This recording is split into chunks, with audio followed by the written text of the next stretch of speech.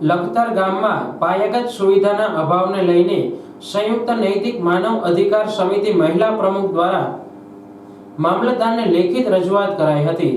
લખતર ગામમાં રોડ રસ્તા લાઇટ પાણીનો બગાડ ગટર લાઇન મુદ્દે લખતર ગામની મહિલાને સાથે રાખી રજૂઆત કરી હતી। લખતર ગામમાં ગ્રામ પંચાયતની કામગીરી કથળી છે। ગામમાંથી હોમ ટુ હોમ કચરો ઉપાડવાની સિસ્ટમ બંધ થઈ ગઈ છે। મેઇન બજાર સિવાય કોઈ પણ વિસ્તારમાં કચરો ઉપાડવામાં આવતો નથી।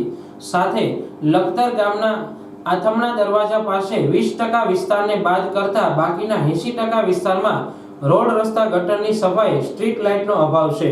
સાથે લખતર મોતીસર તળાવમાં મહિલાઓના નાહવા ધોવાના આરામાં સફાઈનો અભાવ છે।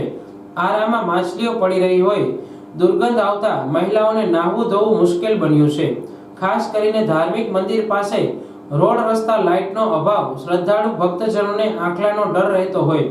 લખતર તાલુકા સંયુક્ત નૈતિક માનવ અધિકાર મહિલા પ્રમુખ ભારતી લખતરિયા દ્વારા ગામમાં પ્રાથમિક સુવિધાનો અભાવ દૂર કરવા મહિલાઓને પડતી તકલીફ દૂર કરવા માટે લેખિતમાં રજૂઆત કરતા લખતર તાલુકામાં ચકચાર મચી જવા પામી છે।